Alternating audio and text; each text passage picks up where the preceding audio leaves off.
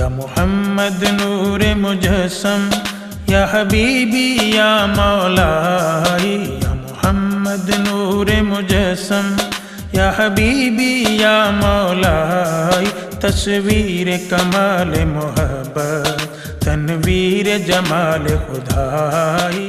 نحمده ونصلي ونسلم على سيدنا ومولانا محمد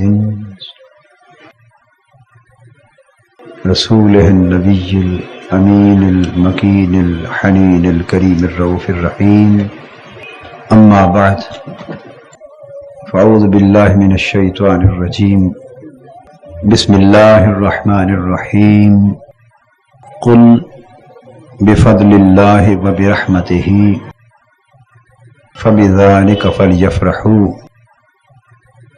هو خير مما يجمعون، صدق الله مولانا العظيم۔ محترم مشائخ علماء کرام، معزز رہنمایان تحریک منہاج القرآن، خواتین و حضرات اور عزیزان گرامی قدر،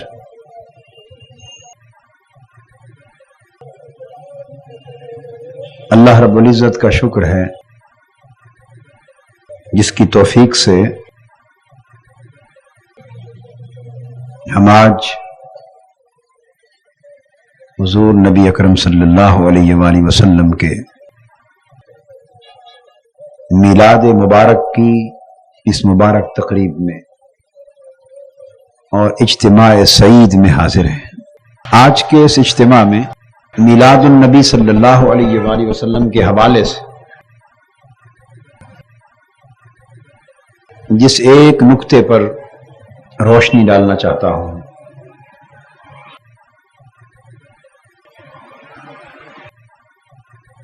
وہ یہ ہے کہ محافل میلاد کے منعقد کرنے کا مقصد کیا ہے، اور دوسرا نقطہ یہ کہ خود میلاد رسول صلی اللہ علیہ وآلہ وسلم کا مقصد کیا ہے۔ گویا موضوع میں دو چیزیں شامل ہو گئیں، ایک محفل میلاد النبی صلی اللہ علیہ وآلہ وسلم کا مقصد کیا، اور ایک خود میلاد النبی صلی اللہ علیہ وآلہ وسلم کا مقصد کیا، یعنی حضور علیہ الصلوۃ والسلام کی ولادت باسعادت کا اپنا مقصد کیا۔ اور ایک بات یہ ہوئی کہ آپ کی ولادت باسعادت کے حوالے سے ایسی مبارک محافل اور مجالس منعقد کرنے کا مقصد کیا ہے۔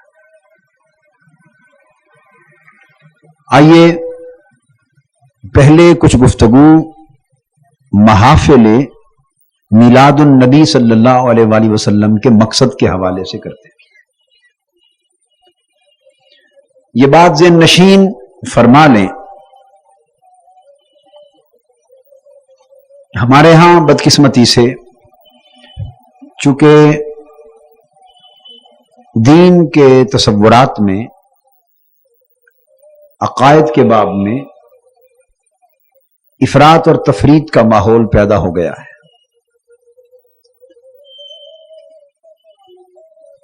اور ثانیاً یہ کہ ہم دین کے جزوی تصورات کو، ادھورے اور نامکمل تصورات کو اپنا کر اسی دین کے دیگر تصورات کا انکار کرنا اپنا معمول بنا چکے۔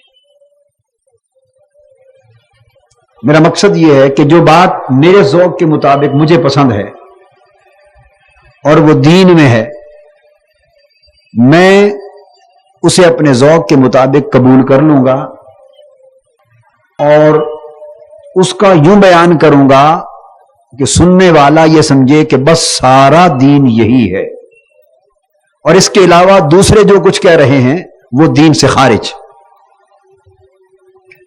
دوسرے لوگ اپنے ذوق کے مطابق جیسے انہیں ان کے اساتذہ نے، ان کے علماء نے، ان کے بزرگوں نے بتایا، اور جیسا ان کا اپنا علمی ذوق بنا، اپنے مکتب سے، اپنے مدرسہ سے جو ذوق ملا، اس کے مطابق انہوں نے دین کے کچھ تصورات کو لیا اور ان کو سارا دین قرار دے دیا، اور دوسروں کی جو اس کے علاوہ بات تھی اور وہ بھی دین سے تھی، انہوں نے اس کو دین سے خارج کر دیا۔ اس انتہا پسندانہ نقطہ نظر نے اور یک جہتی زاویہ نگاہ نے دین کو اور امت کو نقصان پہنچایا۔ حضور نبی اکرم صلی اللہ علیہ وآلہ وسلم کا ذکر مبارک، اس پر بھی امت میں اسی طرح دو گروہ ہو گئے۔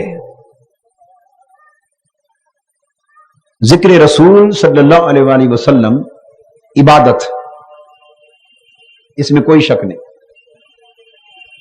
اور جو مسلمان یہ عقیدہ نہیں رکھتا وہ مسلمان نہیں،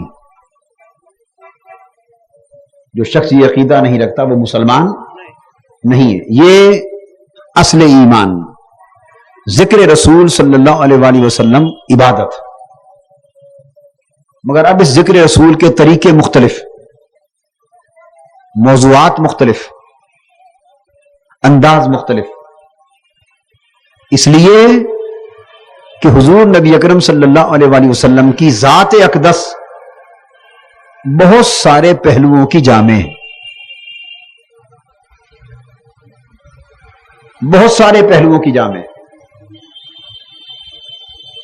میرے جیسا، آپ جیسا، ہماری طرح کا کوئی عام انسان ہو جس میں کوئی ایک آدھ پہلو اچھائی کا ہو، دو پہلو اچھائی کے ہوں، اور باقی پہلو زندگی کے کوئی خاص قابل ذکر نہ ہو، جب ایسے اچھے شخص کا ذکر کیا جائے گا تو اس کا موضوع ہی مختصر ہے، اچھائی کے پہلو ہی ایک دو ہیں، تو بہت سارے پہلوؤں سے اس کا ذکر نہیں ہو سکے گا، جو بھی بولے گا اسی پہلو پر بات کرے گا۔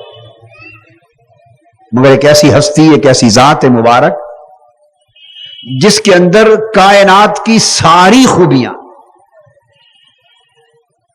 بلکہ جو کائنات کی ساری خوبیوں کا خود منبع اور سرچشمہ ہے، ہر خوبی جس کے وجود سے پیدا ہو رہی ہے، ہر اچھائی جس کی ذات سے پیدا ہو رہی ہے، ہر حسن و جمال جس کی ہستی سے جنم لے رہا ہے، ہر کمال، ہر لائق تعریف چیز جس کی ذات ستودہ صفات سے پیدا ہو رہی ہے، جس کی ہستی کے اتنے پہلو ہیں،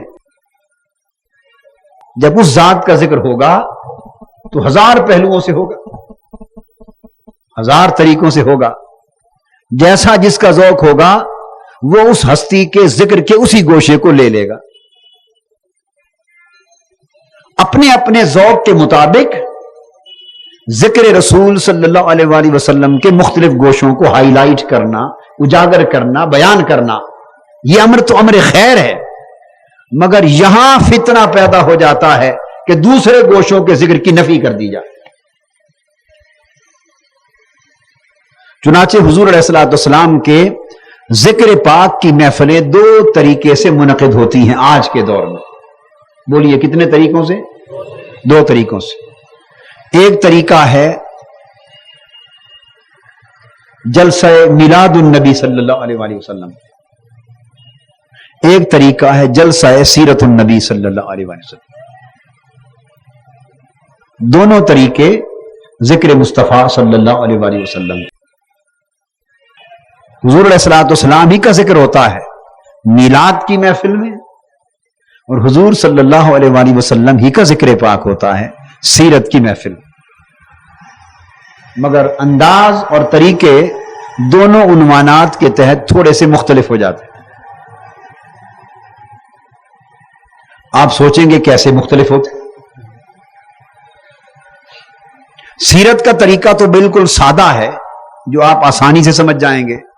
جب ذکر مصطفیٰ صلی اللہ علیہ وآلہ وسلم بطریق سیرت ہوگا، یہ سیرت النبی صلی اللہ علیہ وآلہ وسلم کے عنوان پر ہوگا، تو اس سے مراد حضور علیہ الصلوۃ والسلام کا اسوہ مبارک بیان ہوگا،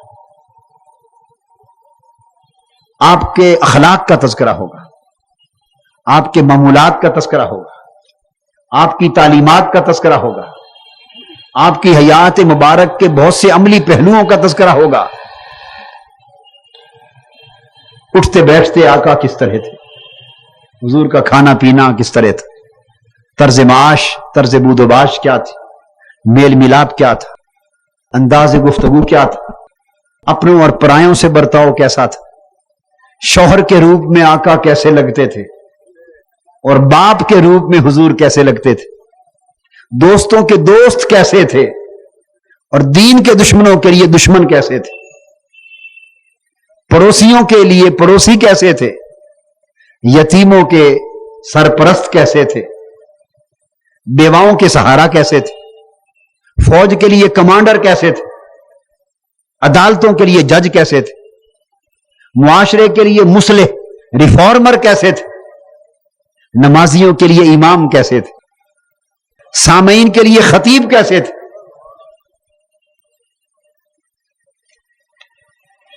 معاشرے اور سٹیٹ کے لیے سربراہ کیسے تھے، سیاسی رہنما کیسے تھے، روحانی پیشوا کیسے تھے، نبی اور پیغمبر کے روپ میں آقا کیسے لگتے تھے، یعنی ہزارہ گوشے ہیں جو سیرت کے باب میں آتے چلے جاتے ہیں۔ تو جب ہم ذکر رسول صلی اللہ علیہ وآلہ وسلم کریں گے اور عنوان ہوگا سیرت النبی صلی اللہ علیہ وسلم، تو ایسے گوشے بیان ہوں گے، یاد رکھ لیں، جن گوشوں کو سن کر پڑھ کر ہمیں یہ معلوم ہو کہ آپ کی زندگی اور حیات طیبہ اور سیرت مبارکہ اور سنت مقدسہ کی پیروی کیسے کرنی ہے، اپنے عمل کو حضور علیہ الصلوۃ والسلام کے عمل کے سانچے میں ڈھالنا کیسے، حضور علیہ السلام کی سیرت طیبہ اور اسوہ حسنہ کی اتباع کیسے کرنی، اس میں عمل کا پہلو اجاگر ہوگا۔ یہ فائدہ اور برکت اور مقصود ہے ذکر مصطفیٰ صلی اللہ علیہ وآلہ وسلم کا جب وہ سیرت کے عنوان سے ہوتا ہے۔ اب ذکر مصطفیٰ صلی اللہ علیہ وآلہ وسلم کا ایک اور گوشہ ہے جو آج اس مجلس میں ہمارے سامنے ہے، اور وہ ہے ذکر مصطفیٰ صلی اللہ علیہ وآلہ وسلم بعنوان میلاد النبی صلی اللہ علیہ وسلم، بعنوان میلاد النبی صلی اللہ علیہ وسلم۔ جب میلاد کا ذکر ہو، میلاد کے حوالے سے ذکر مصطفیٰ ہوگا صلی اللہ علیہ وآلہ وسلم، تو سن لیں اس میں کیا بیان ہوگا۔ ایک تو حضور علیہ السلام کی ولادت پر اللہ کا شکر بجا لانا، حضور علیہ السلام کی ولادت باسعادت کو اللہ کی نعمت گرداننا، اور اس ولادت باسعادت کی نعمت عظما پر اس طرح بیان کرنا کہ جیسے پتا چلے کہ امت حضور علیہ السلام کی ولادت پر خوش ہے، دنیا میں آپ کی تشریف آوری پر خوش ہے، اللہ کا شکر بجا لایا جا رہا ہے، اظہار مسرت ہو رہا ہے، اظہار فرحت ہو رہا ہے، شکر کی بجا آوری، اور پھر اس خوشی اور مسرت میں اور اس محبت میں حضور علیہ السلام کی ولادت کا تذکرہ ہو رہا ہے، ولادت کا بیان ہو رہا ہے، آقا کے بچپن کا بیان ہو رہا ہے، حضرت آمنہ کی گود میں کیسے آئے اس حسین منظر کا ذکر ہو رہا ہے، حضرت حلیمہ سعدیہ نے اپنی گود میں کیسے لیا اس حسین نظارے کا ذکر ہو رہا ہے، نور محمدی صلی اللہ علیہ وسلم حضرت آدم سے لے کر حضرت عبداللہ تک کس طرح پشتوں میں، پاک پشتوں میں منتقل ہوتا چلا آیا۔ جس رات آقا کی ولادت ہوئی اس رات کا نورانی سما کیا تھا، حضور علیہ السلام کی ولادت سے اللہ پاک نے انسانیت پر کیا احسانات فرمائے، کیا کیا عجائبات ظہور میں آئیں، انسانیت کو آقا کی تشریف آوری سے کیا کیا برکتیں ملی، کیا کیا نعمتیں ملی۔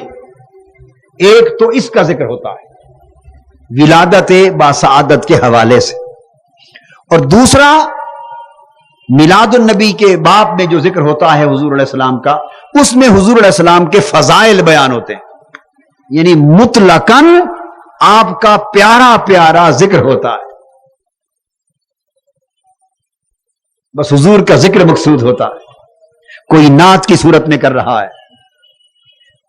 کوئی آقا کے زلف و رخسار کی بات چھیڑ رہا ہے، کوئی حسن سراپا کی بات کر رہا ہے، کوئی حسن صورت کی بات کر رہا ہے، کوئی حسن سیرت کی بات کر رہا ہے، کوئی شہر مکہ کے آقا کے گزر اوقات کی بات کر رہا ہے، کوئی مدینہ کی گلیوں میں حضور کے چال چلن کی بات کر رہا ہے۔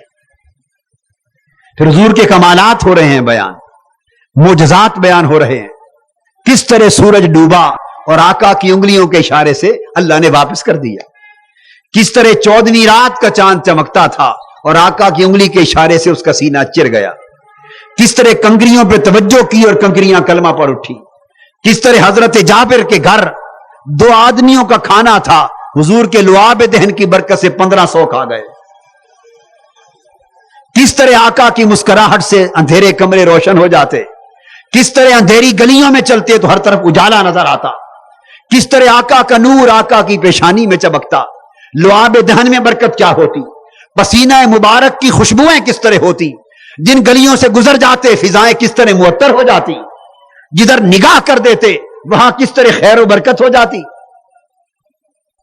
جس بیمار پر دست مبارک پھیر دیتے وہ کیسے شفا یاب ہو جاتا، جس کو منہ مبارک عطا کرتے وہ کیسے خالد بن ولید ہو جاتا۔ مطلب کیا ہوا؟ مطلقاً حضور علیہ السلام کے کمالات کا ذکر، آپ کے فضائل کا ذکر، آپ کے محبت بھرے گوشوں کا ذکر، صحابہ کس طرح محبت کرتے، صحابہ کس طرح ادب کرتے۔ تو گویا میلاد النبی صلی اللہ علیہ وآلہ وسلم کے حوالے سے جب بیان ہوگا تو اس میں سیرت کا بیان بھی آ جائے گا، سیرت کا بیان بھی آ جائے گا، مگر ساتھ حضور علیہ السلام کی فضیلتوں کا بیان آئے گا، عظمتوں کا بیان آئے گا، محبت کا بیان آئے گا، اللہ کی بارگاہ میں حضور کی محبوبیت کا بیان آئے گا، ولادت باسعادت کی برکتوں کا، اللہ کی نعمتوں کا بیان آئے گا۔ تو یہ آپ نے دیکھا کہ پورے باب، ہزارہا باب کھل گئے میلاد کے عنوان سے اور ہزارہا باب کھل گئے سیرت کے عنوان سے، مگر یہ بھی ذکر مصطفیٰ ہے اور وہ بھی ذکر مصطفیٰ ہے صلی اللہ علیہ وسلم۔ امت کو اس طرح کے ذکر کی بھی ضرورت ہے اور امت کو اس طرح کے ذکر کی بھی ضرورت ہے۔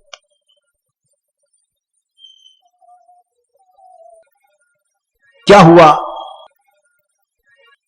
ہمارے ہاں پرانے علماء نے، مشائخ نے، بزرگوں نے حضور علیہ الصلوۃ والسلام کے محبت بھرے تذکرے کیے، اور بعض علماء نے یا بعض بزرگوں نے سیرت طیبہ کے جو علمی پہلو، فکری پہلو، تعلیماتی پہلو، اتباع والے پہلو، ان کو زیادہ اس طرح بیان نہ کیا کہ دور جدید میں لوگ اگر سیرت طیبہ سے رہنمائی لینا چاہیں تو ان کو سیرت طیبہ سے رہنمائی مل سکے۔ محبت، ادب کے پہلو تو مل گئے، رہنمائی کے پہلو دور جدید کے مسائل کے لیے ان تذکروں میں کم ملے۔ نئے لوگ آئے آج کے دور میں، یونیورسٹیوں کے پڑھے ہوئے، کالجوں کے پڑھے ہوئے، جدید فکر کے حامل، انہوں نے اس پہلے طریقے کو رد کر دیا۔ آج بہت سے نام نہاد جدید طرز پر اسلام کی تبلیغ کرنے والے اور اسلام کے فکر کے اجاگر کرنے کی بات کرنے والے اور سیرت طیبہ کو ایک نئے انداز میں دنیا سے روشناس کرانے کا دعویٰ کرنے والے، اگر آپ ان کی تقریریں سنیں، ان کی تحریریں پڑھیں، کتابیں پڑھیں، تو اس میں سیرت طیبہ کے وہ پہلو جن سے علمی اور فکری اور عقلی رہنمائی ملے اور اسلام پر علمی حملہ کرنے والوں کے اعتراضات کا جواب دیا جا سکے، وہ مواد تو ملتا ہے، وہ مواد تو ملتا ہے، مگر دلوں کی محبت کے سوتے جو خشک ہو گئے ہیں، جو رشتہ محبت رسول کے ساتھ صلی اللہ علیہ وسلم کے ساتھ کٹ گیا ہے، جو ایمانی حلاوت، ایمانی کیفیت، ایمانی لذت، تعلق قلبی، تعلق روحی، تعلق حبی، تعلق عشقی، وہ جس کی وجہ سے امت رسول پہ نثار ہوتی تھی، امت رسول پہ قربان ہوتی تھی، امت رسول کے ادنا سے اشارے پہ سر کٹا دیتی تھی، رسول کے اشارے پر دریاؤں میں چھلانگ لگا دیتے تھے، رسول کے اشارے پر وہ بڑی بڑی طاقتوں سے ٹکرا جاتے تھے، اور وہ ایک دیوانہ وار تعلق تھا نبی کی ذات کے ساتھ، جس سے ایمان کو تقویت ملتی اور کفر ڈرتا تھا، کفر ڈرتا تھا کہ یہ نبی سے دیوانہ وار عشق کرنے والے لوگ ہیں، ان سے نہ ٹکرانا۔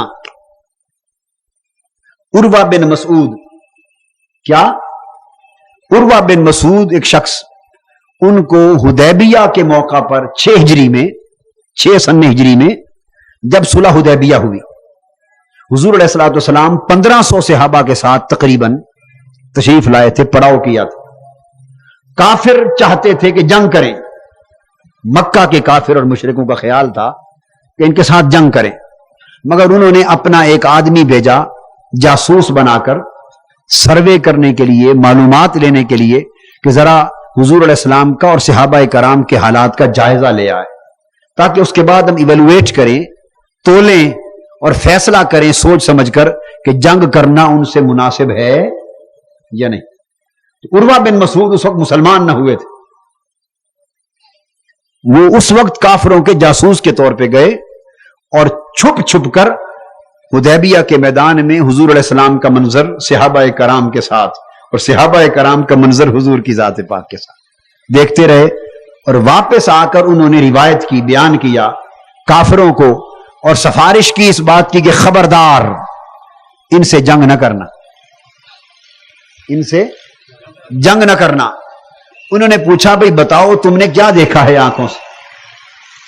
اب ایک خاص نقطہ سمجھانا چاہتا ہوں، جدید تعلیم یافتہ لوگ توجہ سے سمجھیں۔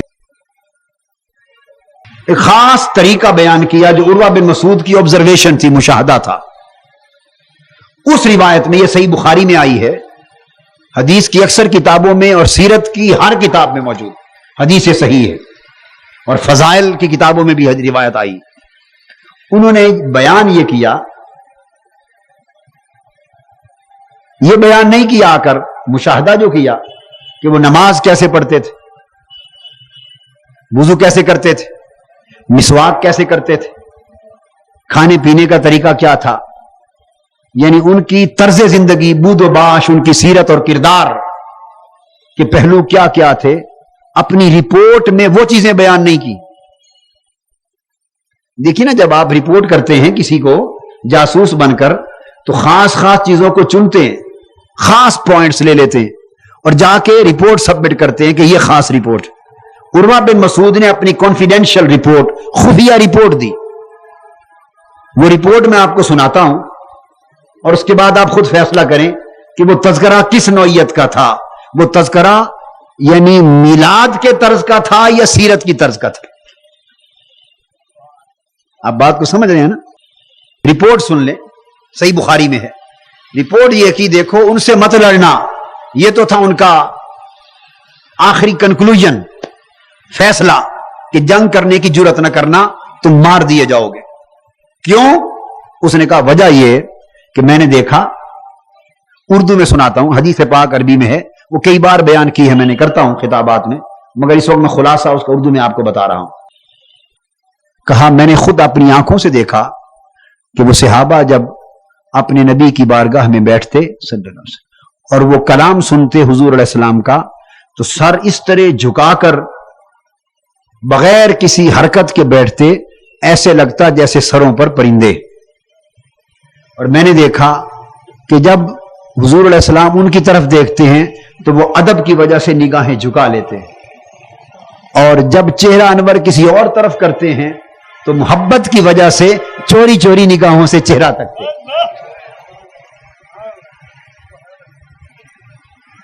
دیکھنے میں یہ بھی ایک نقطہ سمجھ لیں، ہم تو مفت میں دین میں جھگڑے پیدا کر رہے ہیں، مفت کے جھگڑے، ہر شے کا زاویہ بدل جاتا ہے۔ دیکھنا، محبوب کو دیکھنا، کیا بولیے؟ محبوب کو دیکھنا، اسی کے دو طریقے ہیں۔ اگر نگاہ محبت سے دیکھو، نگاہ محبت سے دیکھو تو چہرے سے آنکھیں ہٹانے کو جی نہیں کرتا، چہرے سے آنکھیں کہ تکتے ہی رہیں. اور نگاہ ادب سے دیکھو تو نگاہ نیچے سے اوپر اٹھانے کو جی نہیں، ضرورت نہیں ہوتی. ادب کا پہلو غالب آئے تو چہرے کی طرف نگاہ کر نہیں سکتا آدمی، کی آنکھیں جھکی رہتی، چہرہ تک نہیں سکتا. ادب آ جائے، محبت کا رنگ غالب آ جائے تو نگاہ چہرے پہ پڑتی ہے، پھر ہٹانے کو جی نہیں کرتا. تو کون سا طریقہ پسند کریں گے؟ جھگڑے کی بات نہیں ہے. کوئی کہہ رہا ہے کہ یہ طریقہ ٹھیک ہے، وہ کہہ رہا ہے یہ طریقہ ٹھیک ہے. یہ جھگڑے ہیں دین میں. بھئی دونوں طریقے دین کے ہیں، اہل ادب کے لیے یہ، اہل محبت کے لیے یہ. انہوں نے بیان کیا کہ وہ نگاہیں نیچے رکھتے اور وہ بیان کرتے ہیں کہ میں نے دیکھا، فرماتے ہیں کہ جب حضور علیہ السلام اپنی آوازیں صحابہ حضور علیہ السلام کی آواز سے پست رکھتے، اگر حضور صلی اللہ علیہ وسلم اپنا لعاب دہن تھوک مبارک پھینکتے، 1500 صحابہ، ان میں حضرت ابو بکر بھی ہیں، حضرت عمر بھی ہیں، حضرت علی بھی ہیں رضوان اللہ تعالی علیہم اجمعین، عشرہ مبشرہ بھی ہیں، پہلے 40 بھی ہیں، 313 بدری بھی ہیں، سارے صحابہ 1400 رضوان بیعت رضوان کے صحابی. سیدنا عثمان غنی رضی اللہ تعالیٰ مکہ معظمہ گئے ہوئے ہیں، وہ آقا کے سفیر بن کے گئے مذاکرات کے لیے. سارے صحابہ انہوں نے کہا اگر تھوک مبارک حضور پھینکتے ہیں تو زمین پر گرنے نہیں دیتے، اٹھا کر چہروں پر مل لیتے، سینوں پر مل لیتے. ناک مبارک پھینکتے ہیں، تری کرتے ہیں تو اس کو سینوں اور چہروں پر مل لیتے. وضو فرماتے ہیں تو وضو کا ایک قطرہ زمین پہ نہیں گرنے دیتے، اس طرح لپکتے ہیں کہ محسوس ہوتا ہے کہ کہیں اس پر مقاتلہ نہ ہو جائے، جنگ نہ ہو جائے. ایک قطرہ وضو کا زمین پر نہیں گرنے دیتے، جسموں پر ملتے ہیں. اور پھر ایک اور مقام پر فرمایا کسی کو اگر وضو کا پانی کا قطرہ نہیں ملتا، وہ دوڑ کر دوسرے کا تر ہاتھ اس پر ہاتھ کی ہتھیلی مل کے چہروں پر مل لیتا. حتیٰ کہ دوسرے مقام پر فرمایا حجامت کروائی حضور علیہ السلام نے، صحابہ کرام ارد گرد طواف کی حالت میں کھڑے ہو گئے، ایک منہ مبارک آقا کی حجامت کا نیچے نہیں گرا. جھولیوں میں اٹھا لیے بال اور ہر صحابی نے زندگی بھر کے لیے محفوظ کر لیے. یہ سارے احوال بیان کرتے کرتے آخر پہ عروہ بن مسعود اپنی رپورٹ میں بیان کرتے ہیں، کہتے ہیں خدا کی قسم، فرماتے ہیں رأیت کسریٰ فی ملکہ ورأیت قیصر فی ملکہ ورأیت نجاشی فی ملکہ ما رأیت ملکا احدا قط يعظم من اصحابہ اور يعظم اصحابہ کما يعظم اصحاب محمد صلی اللہ علیہ وسلم کما يعظم محمد اصحابہ صلی اللہ علیہ وسلم اور کما قال. کہا خدا کی قسم میں نے روم کا بادشاہ کیسر بھی جا کے اس کے محل میں اس کے بادشاہ کا منظر دیکھا ہے، میں نے ایران کے کسریٰ کے محل کے درباریوں کا منظر بھی دیکھا ہے، ملک کے حبشہ میں بادشاہ نجاشی کا منظر بھی دیکھا ہے. رب کائنات کی قسم میں نے آج تک روئے زمین پر کسی بادشاہ کی اتنی تعظیم اور ادب ہوتا نہیں دیکھا جتنا محمد کے صحابی محمد کی ذات کا کرتے ہیں صلی اللہ علیہ وسلم.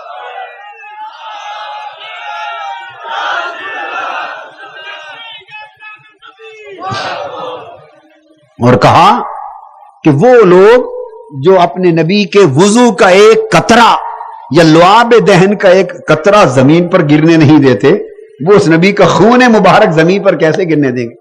وہ 1500 کی 1500 گردنیں کٹ جائیں گے. تو کفار دہل گئے، حملہ نہیں کیا، جنگ نہیں کی. جو نکتہ سمجھانا چاہتا ہوں اس واقعہ سے، اب یہ جتنی بات بیان کی، یہ بات بتائیے حضور علیہ الصلوۃ والسلام کی سیرت طیبہ سے متعلق ہے یا میلاد کے موضوع سے متعلق؟ یعنی محبت اور ادب کا موضوع ہے اس میں یا سیرت اور پیروی کا موضوع ہے؟ بالکل بتائیے نا سمجھ کر. اس میں سیرت اور پیروی کا موضوع نہیں ہے، اس میں فقط محبت اور ادب کا موضوع. مقصود سمجھانا یہ تھا کہ دور جدید میں جب کام ہوا تو سیرت کو اس طریقے سے پیش کیا گیا کہ محبت اور ادب والا ذکر حضور علیہ السلام کی بیان سے خارج ہو گیا. آج امت دو ٹکڑوں میں بٹ گئی. تحریک منہاج القرآن کے امتیازات میں سے یہ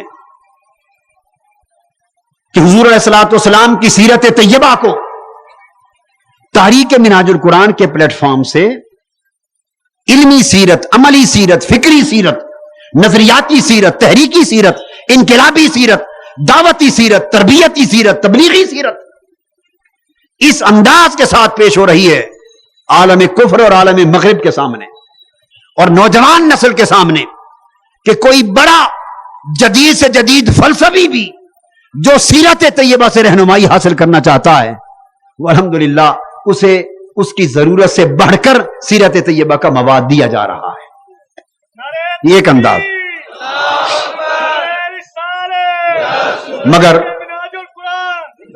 مگر این اسی وقت وہ لوگ جو سیرت کے جدید موضوعات میں کھو کر ذکر مصطفیٰ صلی اللہ علیہ وآلہ وسلم کے حسین اور دل نواز بیانات سے معروم ہو رہے ہیں، وہ جو دلوں میں محبت کی کیفیت کم ہوتی جا رہی ہے، ادب رسالت کا تعلق کم ہوتا جا رہا ہے، عشق رسول کی شمع صلی اللہ علیہ وسلم شمع جو بجھتی جا رہی ہیں، وہ جو جذباتی تعلق اپنے آقا سے امتی کا ہونا چاہیے تھا، وہ جو روحانی تعلق ہونا چاہیے تھا، وہ جو قلبی اور روحی تعلق ہونا چاہیے تھا، وہ جو وجدانی تعلق ہونا چاہیے تھا، جو تعلق خون بہا دینے اور گردنیں کٹا دینے تک کا انسان کو جذبہ عطا کرتا ہے، تحریک منہاج القرآن آقا دو جہاں کے صلی اللہ علیہ وسلم کے ذکر کے عشق کے پہلو کو، ادب کے پہلو کو، محبت کے پہلو کو، کمال کے پہلو کو، عظمت کے پہلو کو بھی اس طرح اجاگر کر رہی ہے کہ نہ صرف اس کا بیان عام ہو بلکہ لوگوں کو اس محبت اور ادب کے پہلو کی اہمیت بھی سمجھ میں آ جائے،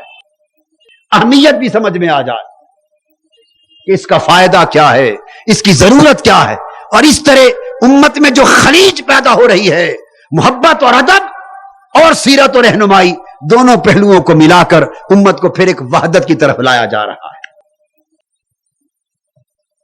یہ بہت بڑا نمایاں امتیاز ہے کہ ایک جگہ سے دونوں باتوں کا بیان بیک وقت،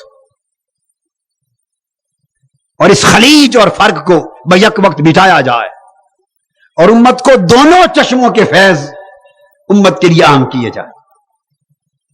یہ ایک بنیادی گفتگو میں نے کی تاکہ آپ میلاد پاک کے عنوان سے ذکر مصطفیٰ کی اہمیت بھی سمجھیں اور سیرت پاک کے عنوان سے ذکر مصطفیٰ صلی اللہ علیہ وسلم کی اہمیت بھی سمجھیں. اب میلاد پاک کے عنوان سے جو آج ذکر ہو رہا ہے اس کی ضرورت یا اس کا حوالہ کچھ قرآن مجید سے سمجھانا چاہتا ہوں. قرآن مجید کے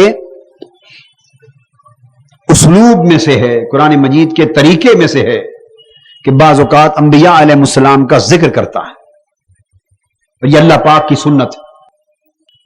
انبیاء کا ذکر کرنا، بولی انبیاء کا ذکر کرنا، حتیٰ کہ انبیاء کی اور اللہ کے محبوب بندوں کی ولادت کا ذکر کرنا، پیدائش کا ذکر کرنا، یہ بھی اللہ کی سنت ہے. اب اس کو سمجھیں، اس بات کو قرآن مجید کے حوالے سے. یعنی بعض ذہنوں میں یہ خیال آتا ہے کہ کیا ضرورت ہے ولادت باصحابت کا ذکر کرنے کی؟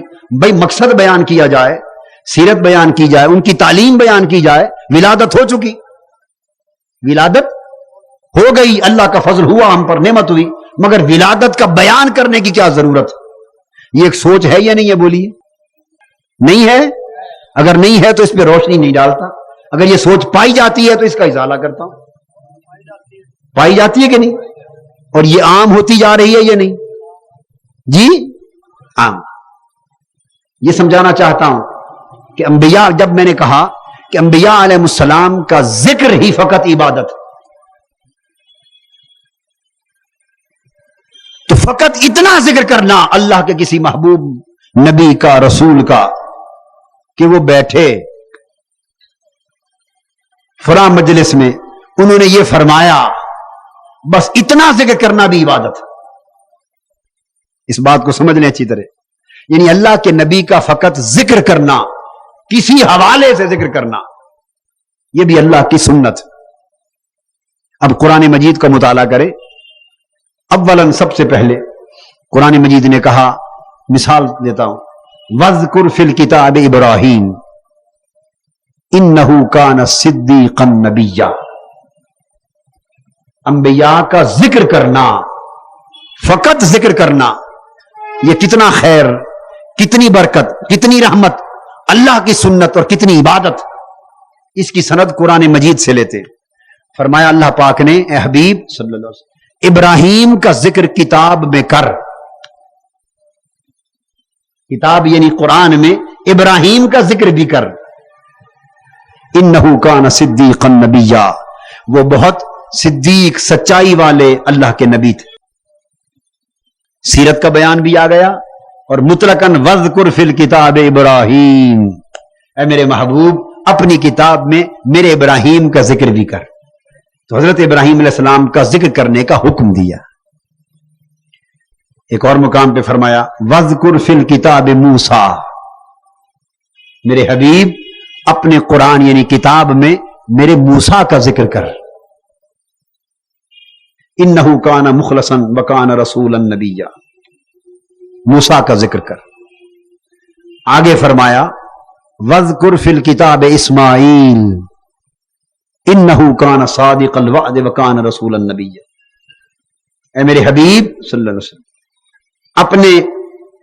اپنی کتاب قرآن میں میرے نبی اسماعیل کا ذکر کر۔ پھر فرمایا وذکر فی الکتاب ادریس، اپنی کتاب میں میرے ادریس کا ذکر کر۔ کہیں فرمایا وذکر فی الکتاب مریم، اب قرآن میں حضرت عیسیٰ کی والدہ مریم کا ذکر کر۔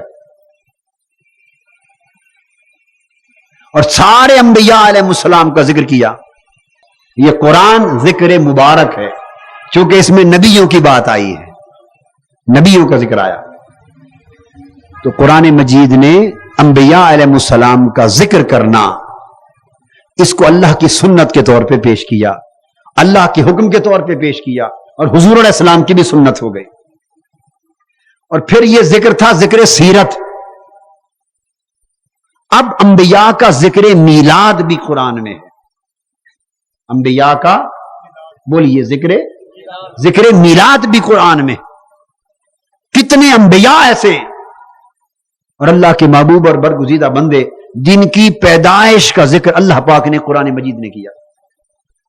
سب سے پہلا ذکر حضرت آدم علیہ السلام کی پیدائش کا قرآن مجید نے بولیے کیا یا نہیں کیا؟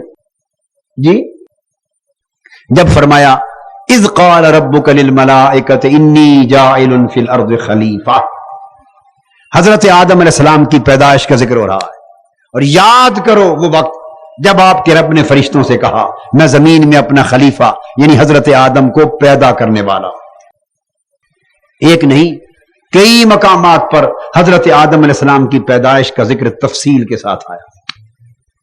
اور صرف پیدائش کا ذکر نہیں، ان کے جنت میں رہن سہن کا ذکر آیا ہے، فرشتوں کے تذکرے کا بیان آیا، شیطان کے اعتراض کا بیان آیا ہے، سجدہ کرنے شیطان کے سجدہ نہ کرنے کا، آدم علیہ السلام کی پیدائش سے لے کر آپ کی حیات طیبہ کے کئی پہلوؤں کا ذکر قرآن مجید نے بہت سے مقامات پر کیا۔ آگے آئیے، پھر قرآن مجید نے حضرت اسماعیل علیہ السلام کی پیدائش اور بچپن کا ذکر اور ان کے صحرائے مکہ میں صحرائے عرب میں آباد ہونے کا ذکر، پھر ابراہیم علیہ السلام کی قربانیوں کا ذکر، بیوی بچوں کو صحرا میں چھوڑانے کا ذکر، کبھی آگ میں چلے جانے کا ذکر، کبھی انہیں گھر سے دور کر دینے کا ذکر۔ تو ان کی تفصیل کے ساتھ ذکر قرآن مجید نے کیے۔ موسیٰ علیہ السلام کی ولادت کا ذکر کیا پھر قرآن مجید نے، موسیٰ علیہ السلام کی ولادت کا، اس وقت کے فرعون کے حالات کا، پھر ان کے بچپن کا، پھر ان کے صندوق میں بند کیے جانے کا، پھر فرعون کے محل کے ساتھ دریا کی لہروں میں چل کے وہاں صندوق کے پہنچنے کا، پھر ان کے رضاعت اور دودھ پلائے جانے کا، اور پھر جوانی تک کے سارے حالات کا ذکر کیا۔ پھر عیسیٰ علیہ السلام کی ولادت کا ذکر آیا۔ عیسیٰ علیہ السلام کی ولادت کا ذکر ہے کہ نہیں تفصیل کے ساتھ؟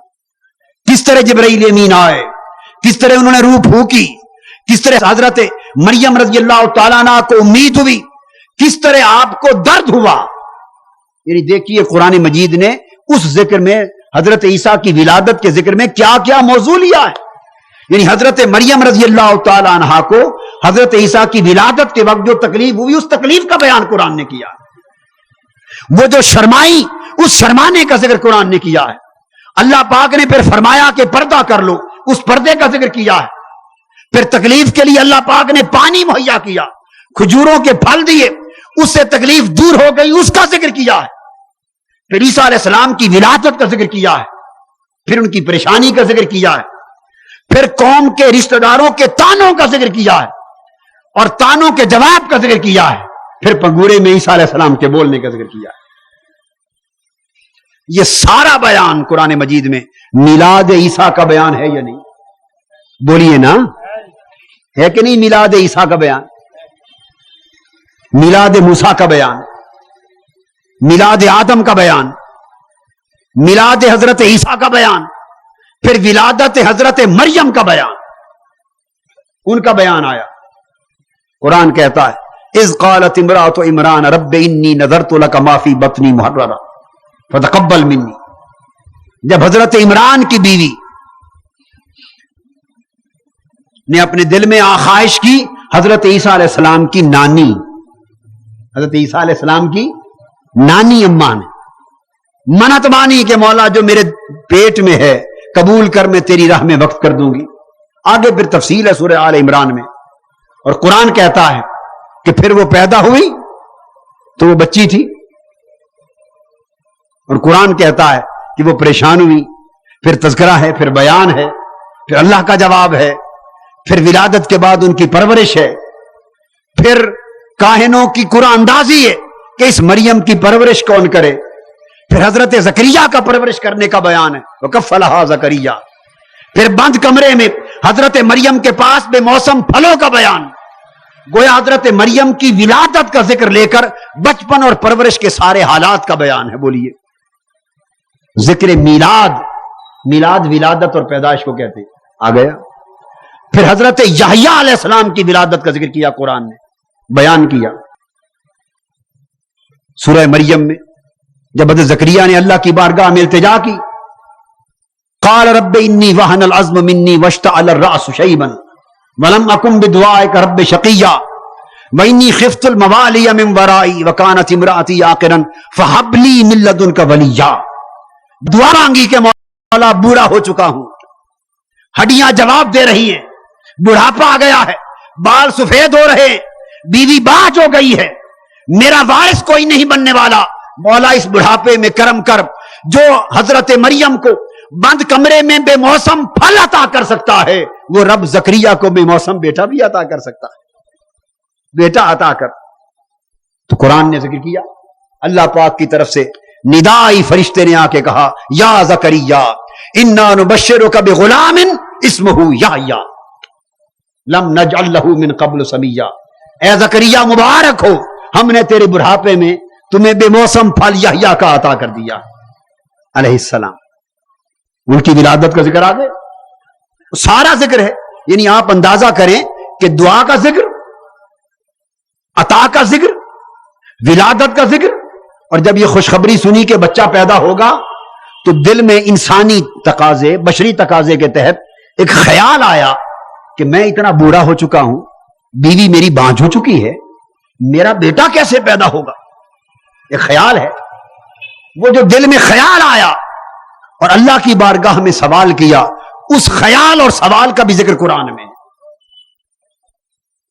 قال رب انا یکون لی غلام وکانت امراتی عاقر وقد بلغت من الکبر عتیا. اس ذہنی خیال کا بھی ذکر، اس سوال کا ذکر، آگے رب نے جواب دیا اس کا بھی ذکر. قال کذالک، زکریا پریشان نہ ہو، حیران نہ ہو، رب ایسا کرنے والا. پھر حضرت زکریا نے کہا اچھا مولا کوئی نشانی دے دے جس سے تسلی اور اطمینان ہو جائے کہ بیٹا ہوگا. فرمایا ہاں نشانی بھی، 3 دن کلام نہیں کر سکو گے.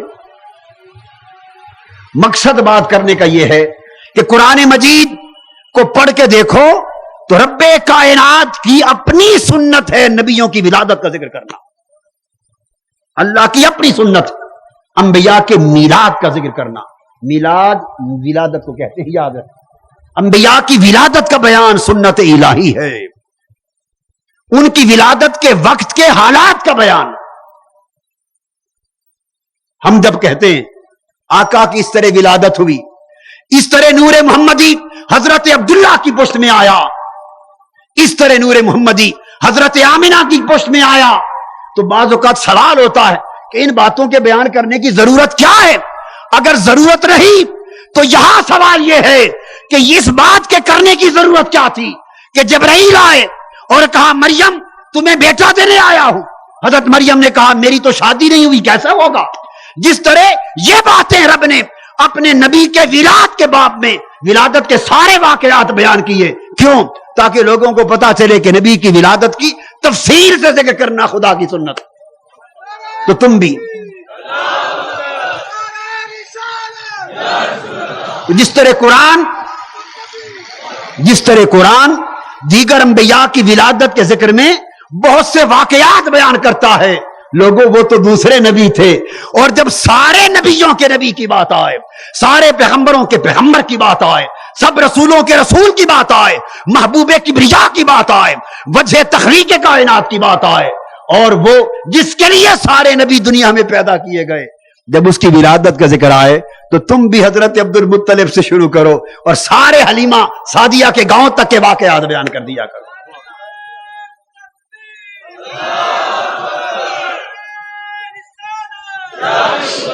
تمہارا بھی حق ہے،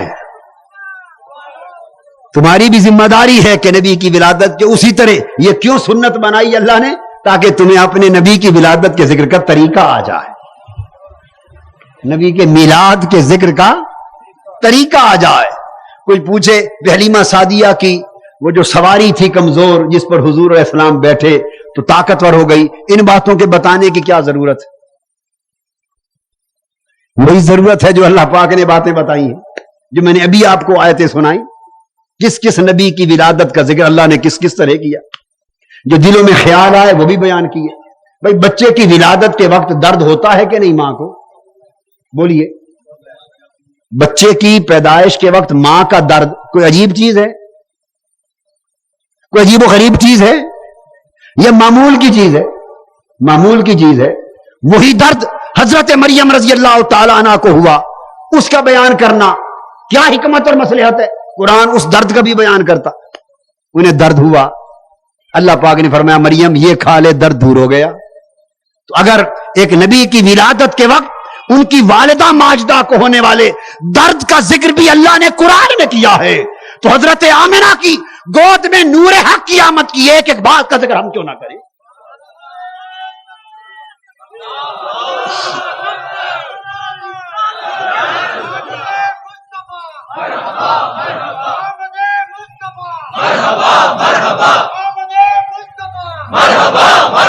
تو بنیادی بات قرآن مجید کے حوالے سے یہ سمجھانا مقصود تھی جو سمجھا دی کہ انبیاء کی ولادت کا ذکر، میلاد کا ذکر، اور میلاد کے واقعات کا ذکر، اور اس وقت کی کمالات کا ذکر اور برکات کا ذکر اور رب کی عنایات کا ذکر، یہ سب اللہ کی سنت اور قرآن کا منشا ہے. تو وہ ذات تو جو حضور علیہ السلام سے پہلے ہوئے، جو حضور علیہ السلام سے پہلے ہوئے، ان کا ذکر تو حضور نے کیا. سبحان اللہ. جو آقا سے پہلے ہوئے ان کا ذکر تو حضور نے کیا، اور حضور کا ذکر کون کرے گا؟ بعد والے ہی کریں گے نا. اور قیامت تک فرمایا میرے محبوب کی ولادت کا ذکر تم بعد والو قیامت تک کرتے رہنا. تمہیں طریقہ سمجھا دیا ہے. اور یہ مت سوچنا کہ ولادت کا ذکر کرنے کا کیا فائدہ، کبھی نہ سوچنا. اگر سوچو گے تو قرآن مجید کی سینکڑوں آیتوں کا انکار ہو جائے گا، چونکہ رب کا طریقہ رہا ہے نبیوں کی ولادت کا ذکر کرنا. تو ہم جب حضور علیہ السلام کا ذکر بعنوان میلاد کرتے ہیں اللہ کی سنت ادا ہوتی. بولیے اللہ کی سنت ادا ہوتی. اب یہاں آپ سوال کر سکتے ہیں بھئی ہر نبی کی ولادت کا ذکر تو قرآن میں آیا، تو کیا حضور علیہ السلام کی ولادت کا بھی کوئی اشارہ ہے قرآن میں؟ تو یہ ساری آیتیں قرآن کی ولادت کا اشارہ نہیں کرتی تو کیا ہیں؟ لقد جاءکم رسول من انفسکم، بے شک تمہارے پاس تمہاری جانوں میں سے رسول آ گیا.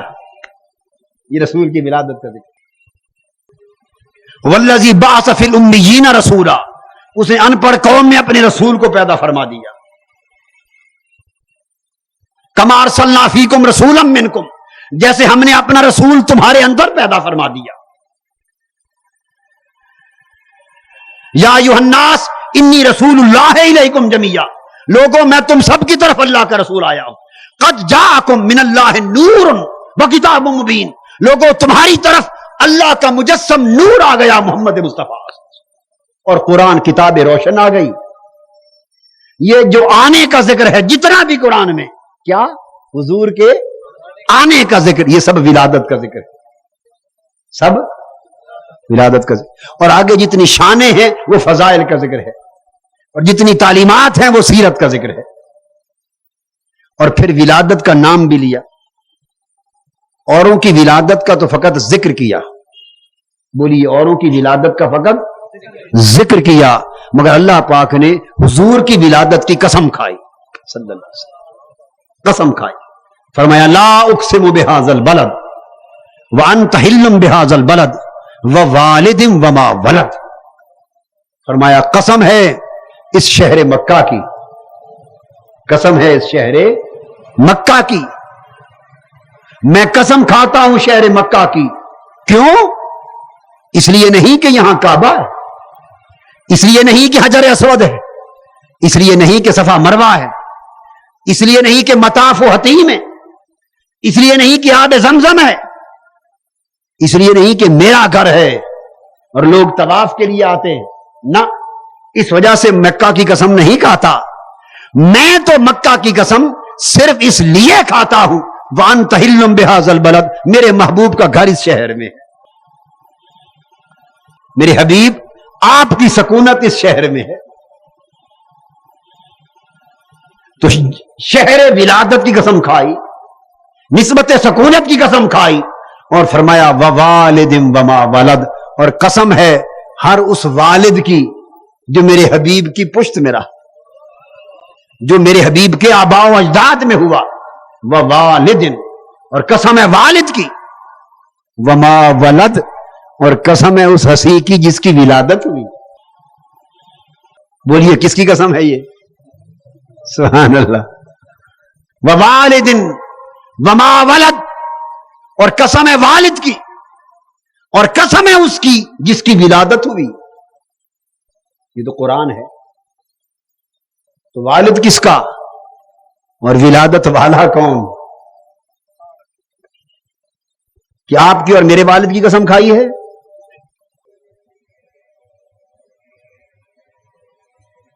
किसके वालिद की कसम खाई? बोलिए ना, किसके वालिद की कसम खाई? उसी जात के वालिद गरामी की जिस जात के शहर की कसम खाई, जिस जात का शहर है, जिसका मस्कन है, जिसका वतन है, जिसके वतन की कसम खाई है, उसी के वालिद गरामी की कसम खाई, उसी के दादा जान की कसम खाई। और हजरत अब्दुल्ला और हजरत अब्दुल मुत्तलिब से लेकर हजरत आदम तक जितने नबी और जितनी पाक पुश्ते हुजूर की जद में हुई, हर शख्स की कसम खाई जो वालिद हुआ। वमा वलद, और कसम है उसकी जिसकी विलादत हुई। किसकी विलादत की कसम खाई? उसकी कसम जो जिसका मिलाद हुआ, जो मौलूद हुआ, उसकी कसम। हम सब पैदा हुए, हमारी विलादत हुई, तो हमारी कसम है जी। क्या ख्याल है आपका? आपकी विलादत मुबारका की कसम नहीं। पैदा तो हर कोई होता है, मगर रब हर किसी के पैदा होने की कसमें थोड़ी खाता है। वो हर एक का पैदा करने वाला है, उसे क्या पड़ी कि हर पैदा होने वाले की कसम खाए? नहीं, उसने तो एक ही पैदा होने वाले की कसम खाई है जिसके सदके हर कोई पैदा हुआ है। कसम है उसकी जिसकी विलादत हुई। तो हुजूर अलैहि सलाम की विलादत यानी मिलाद की अल्लाह ने कसम खाई। तो चूंकि रब्बे कायनात ने विलादत मुस्तफा की कसम खाई है, इसलिए हुजूर की विलादत का जिक्र न सिर्फ अल्लाह की सुन्नत हो गया, बल्कि मोहब्बत इलाहिया का तकाजा बन गया।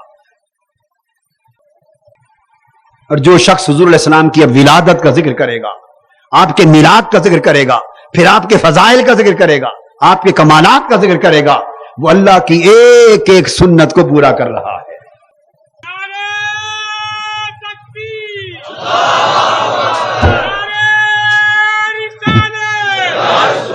صرف اس لیے کہ میں نے عرض کیا کہ مطلق ذکر کرنا بھی سنت ہے اور عبادت ہے، اور حضور علیہ الصلوۃ والسلام نے صحابہ کرام کی مجلسیں قائم فرمائیں، جلسے ہوتے تھے صحابہ کرام کے جلسے، اور آپ خطاب فرماتے تھے. اور یہ بات بتانا چاہتا ہوں، آپ کے خطاب بھی دو طرح کے ہوتے ہیں. کبھی آپ اپنی سیرت لوگوں کے سامنے رکھتے، اپنی تعلیمات لوگوں کے سامنے رکھتے، اپنے فرمان دیتے، حلال و حرام بتاتے، فرض و واجب بتاتے، دین کی تعلیم دیتے، عمل کی بات کرتے، اطاعت اور اتباع کی بات کرتے. کبھی لوگوں کو عمل پر تیار کرتے، اپنی سیرت طیبہ سامنے رکھتے اور تعلیم دیتے دین کی. کبھی جلسوں میں خطاب فرماتے اور یہ کچھ بیان کرتے، اور کبھی کیا بیان فرماتے وہ بھی سن لے. کبھی جلسے ہوتے صحابہ کرام کے اور آقا سٹیج پر منبر پہ جلوہ افروز ہوتے اور صرف اپنے فضائل بیان فرماتے، اپنی شانیں بیان کرتے، اپنی عظمتیں بیان کرتے، اپنے کمالات بیان کرتے. ارے امت کے لیے اور صحابہ کرام کے لیے حضور کی عظمتوں کا بیان کرنا یہ تو روا تھا ہی، مگر آقا نے خود اپنی زبان مبارک سے منبر پہ کھڑے ہو کر اپنے فضائل، اپنی شانیں، اپنی عظمتیں بیان کر کر کے اس عمل کو بھی امت کے لیے سنت بنا دیا، تاکہ کوئی یہ نہ کہے بھائی سیرت اور تعلیم کی بات کرو، خالی شانیں ہی بیان کیے جا رہے ہو. شانوں کا کیا فائدہ؟ وہی فائدہ جو مصطفیٰ کے بیان کا فائدہ صلی اللہ علیہ وسلم. جب حضور نے شانیں بیان فرمائی ہیں تو سنت ہو گئی آقا کی. امت کے لیے لازم شانیں اس لیے بیان فرمائی کہ میری امت مجھ سے محبت کرنے لگے، اور تعلیم اس لیے بیان فرمائی کہ میری امت میرے طریقے پر عمل کرنے لگے. حضور علیہ السلام صحابہ کرام کے اجتماع میں کھڑے ہوئے اور ارشاد فرمایا، لوگو انا اول الناس خروجا اذا بعثوا، ترمذی شریف میں حدیث، وانا قائدهم اذا وفدوا، وانا خطیبهم اذا انصتوا، وانا مستشفعهم اذا بعثوا، وانا مستبشرهم اذا صمتوا.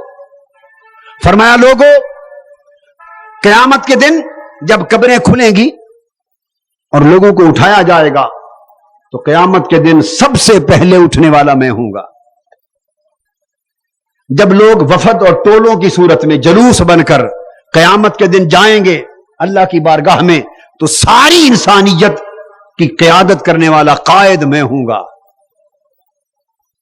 جب لوگ عذاب کے خوف سے خاموش کر دیے جائیں گے، زبانیں بند ہو جائیں گی، اس وقت کسی کو کلام کرنے اور گفتگو کرنے کا یارہ نہ ہوگا.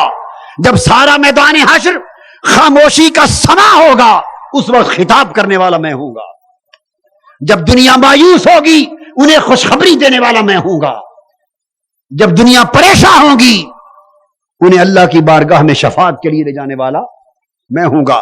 اور پھر آپ نے فرمایا الکرامت والمفاتیح یومئذ بیدی، بزرگیاں اور جنت کی چابیاں قیامت کے دن میرے ہاتھوں میں دے دی جائیں گی.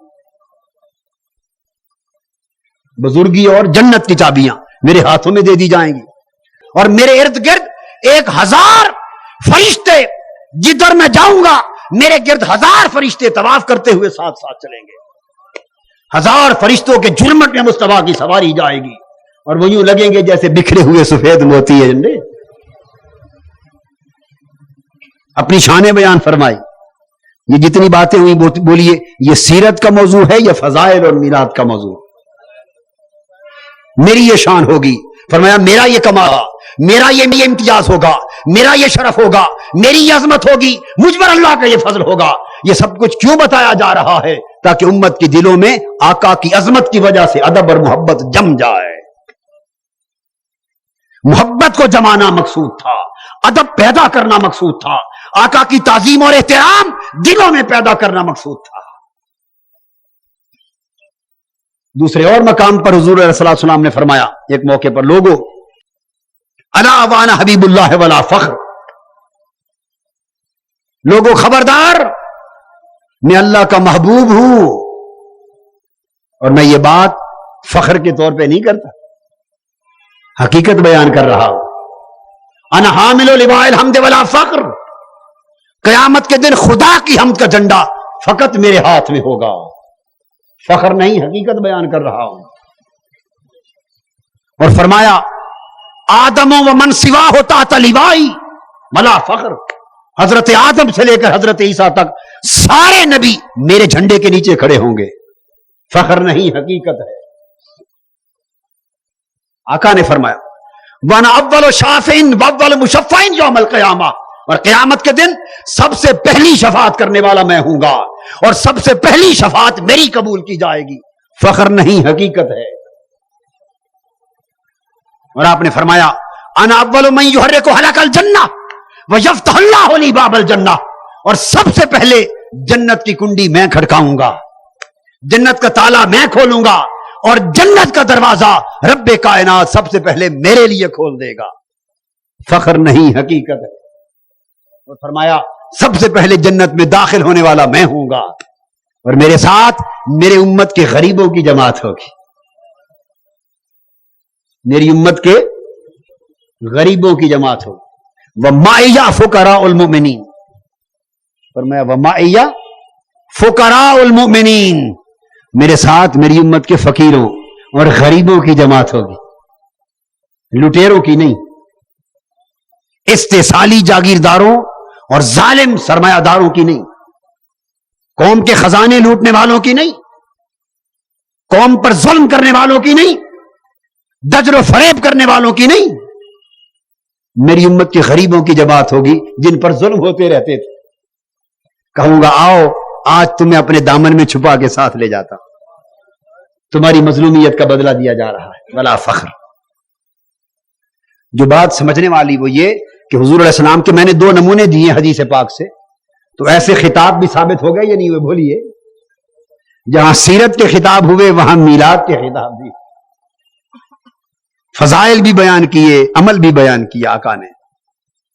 اس لیے میلاد پاک کی جب مجلس ہوتی ہے، ذکر مصطفیٰ ہوتا ہے بطریق میلاد، مقصود یہ ہوتا ہے کہ محبوب کا، آقا کا ذکر اس طرح کیا جائے کہ اس امت کی دلوں کی وادیاں جو ویران ہو رہی ہیں ان میں پھر محبت رسول کے پودے اگ جائیں، محبت رسول کے پھل اگ جائیں، پھول، محبت رسول کی مہک آ جائے، ان میں پھر محبت رسول کی رونقیں آ جائیں، ان کے ٹوٹے ہوئے تعلق اپنے آقا سے پھر قائم ہو جائیں، ان کے دلوں میں حضور کا ادب آ جائے، عظمت آ جائے، حضور کے قریب ہو جائیں، اور اتنی محبت کرنے لگے کہ ان کی زندگی کا ایک ایک انگ پھر حضور کی سیرت میں رنگ جائے۔ یہ مقصود ہے ذکر مصطفیٰ کا بطریق میلاد۔ بڑی نادانی ناسمجھی ہوگی دین سے کہ جو میلاد کے حوالے سے ذکر کو ناجائز کہے اور خالی سیرت کے حوالے سے ذکر کو جائز کہے، اور بڑی محرومی ہوگی جو فقط میلاد تک بات رکھے اور آقا دو جہاں کی سیرت تک بات کو نہ جانے دے۔ دونوں کا دامن تھامنا چاہیے تاکہ ایمان کو کمال نصیب۔ یہی وجہ ہے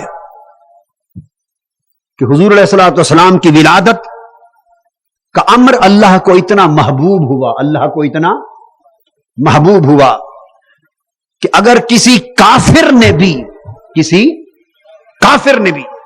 حضور علیہ السلام کی ولادت پر خوشی کی، ایماندار ہو کر نہیں، کافر رہ کر، مگر آقا کی ولادت پر خوشی کی، رب نے اس کافر کو اس کی زندگی کے کسی اور عمل کا اجر آخرت میں نہ دیا، کیونکہ آخرت میں اجر کافروں کے لیے نہیں ہوتا، صرف مومنوں کے لیے ہوتا ہے۔ مگر کافر نے اگر ولادت مصطفیٰ صلی اللہ علیہ وسلم پر خوشی کی تو قبر اور آخرت میں اللہ نے اس کافر کو بھی اس خوشی کا اجر عطا کیا۔ اس لیے قرآن مجید نے فرمایا، جو میں نے آیت کریمہ پڑھی، قل بفضل اللہ وبرحمتہ فبذلک فلیفرحوا، فرما دو میرے حبیب، اللہ کا یہ فضل جو تم پر ہوا ہے اور اللہ کی رحمت ہوئی ہے، اللہ کے اس فضل اور رحمت پر فبذلک فلیفرحوا، خوب خوشیاں مناؤ، خوب بولیے، کہیے نا، خوب اللہ کے اس فضل پر، اللہ کی اس رحمت پر فبذلک فلیفرحوا، خوب خوشیاں مناؤ۔ اللہ کو عزیز ہے کہ محبوب کی ولادت اور اپنی نعمت پر اگر حضور کی امت خوشی منائے، فرحت کا سما کرے، جشن کا سما کرے، عید کا سما کرے اور خوشیاں منا کر خدا کا شکر بجا لائے، تو نہ صرف اللہ کا حکم ہے بلکہ اس پر اللہ خود خوش ہوتا ہے۔ صحیح بخاری میں ہے. کس کتاب میں؟ صحیح بخاری میں حدیث کتاب النکاح. ابو لہب کو آپ جانتے ہیں، کافر تھا، دین کا دشمن تھا، ایمان لائے بغیر مر گیا، اور قرآن مجید نے اس کا نام لے کر بد دعا دی. تبت یدا ابی لہب وتب، ابو لہب کے دونوں ہاتھ ٹوٹ جائیں اور تباہ ہو جائیں. اتنی بڑی بد دعا قرآن مجید میں کسی کو نہیں دی گئی. اتنے سخت کلمات کے ساتھ بد دعا قرآن میں کسی کو. تبت یدا ابی لہب وتب، ٹوٹ جائیں ابو لہب کے دونوں ہاتھ، برباد ہو جائیں. یہ بھی، اور اس کے آگے فرمایا اس کی بیوی بھی، کیونکہ وہ بھی حضور کی دشمن تھی. ابو لہب بھی حضور کا دشمن تھا، تو حضور کے دشمن کو اللہ نے قرآن میں بد دعا دی. اندازہ کر لیں کہ مقدر کیا تھا اس ابو لہب کا، جس پر قرآن بد دعا دے رہا ہے نام لے کر. ایک طرف اس کی شخصیت کا ایک رخ سامنے رکھ لیں، ایسے کے لیے آخرت میں کیا اجر ہوں گے؟ ایسے کے لیے آخرت میں کیا اجر ہوگا؟ اب ایک واقعہ اس کی زندگی میں یہ بھی ہوا کہ جب حضور علیہ الصلوۃ والسلام کی ولادت ہوئی، اس کی ایک لونڈی تھی سویبہ. یہ سن لیں، یہ واقعہ عام کتابوں کا نہیں ہے، صحیح بخاری شریف کا حدیث صحیح ہے. مت سمجھے کہ وائزوں نے یوں واقعہ بیان کر دیا ہے. بخاری شریف حضرت عبداللہ ابن عباس رضی اللہ تعالیٰ عنہ بیان کرتے ہیں، حضور کے چچا. واقعہ یوں ہے کہ سویبہ اس کی لونڈی تھی، اور وہ حضرت آمنہ کے پاس خدمت کے لیے موجود تھی. جب حضور علیہ السلام کی ولادت ہوئی تو حضرت سویبہ نے حضور علیہ الصلوۃ والسلام کو اپنی گود میں لیا اور آقا کو دودھ بھی پلایا، اور پھر یہ خوشخبری لے کر ابو لہب کے پاس گئی، اپنے مالک کے پاس، اور جا کے کہا ابو لہب مبارک ہو تمہیں، تیرے مرحوم بھائی عبداللہ کے گھر بیٹا محمد ہوا ہے صلی اللہ علیہ وسلم. ابو لہب خوش ہوا.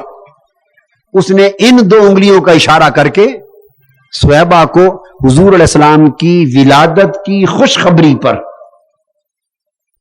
اپنے بھتیجے محمد صلی اللہ علیہ وآلہ وسلم کے حوالے سے حضور کی ولادت پر خوش ہو کر سویبہ کو آزاد کر دیا. کہا جاؤ تمہیں آزاد کیا اسی خوشی میں. اس کے بعد پھر باقی اس کی زندگی کے حالات آپ کو معلوم ہے. کافر ہوا، دشمنی کی، مخالفتیں کی، اذیتیں دی، بد دعائیں لی قرآن کی، اور کفر میں مر گیا. کوئی عمل نہ تھا، نہ ایمان اس کے پلے نہ عمل. بس ایک عمل تھا کہ حضور علیہ السلام کے میلاد پر خوشی کی تھی، اور وہ بھی ایمان کے ساتھ نہیں، بھتیجا جان کر. کیا جان کر؟ نبی اور رسول جان کر نہیں، بھتیجا جان کر. بھتیجا ہی جانا، مگر ولادت تو حضور کی تھی نا صلی اللہ علیہ وسلم. خوش ہو کر سویبہ کو آزاد کیا تھا. شریعت کا قاعدہ یہ ہے کہ کافر صدقہ کرے، خیرات کرے، اس کا صدقہ خیرات نہیں ہوتا، اس کا مال خرچ ہوتا ہے. اس کے اعمال کے اجر اس کو دنیا میں مل جاتے ہیں، قبر میں اور آخرت میں نہیں ملتے. قبر اور آخرت کے اجر صرف اہل ایمان کے لیے ہیں، مسلمان کے لیے، کافر کے لیے نہیں. شریعت کا قاعدہ. حدیث پاک میں ہے کہ مرنے کے 1 سال کے بعد وہ خواب میں حضرت عبداللہ ابن عباس رضی اللہ تعالیٰ عنہ کو ملا. حضرت عبداللہ ابن عباس رضی اللہ تعالیٰ عنہ کو ملا، خواب میں ملا. خواب کس نے دیکھا؟ حضرت عبداللہ ابن عباس نے، اور انہوں نے روایت کیا. حضرت عبداللہ ابن عباس فرماتے ہیں کہ میں نے اپنے بھائی ابو لہب کو خواب میں دیکھا. پوچھا ابو لہب کیا حال ہے؟ اس نے کہا سخت برا حال ہے، دوزخ میں جل رہا ہوں، نیچے اوپر آگ ہی آگ، تباہ حال ہوں. مگر ابو لہب نے کہا الا انہ خفف عنی فی کل لیلۃ اثنین اور فی کل یوم اثنین.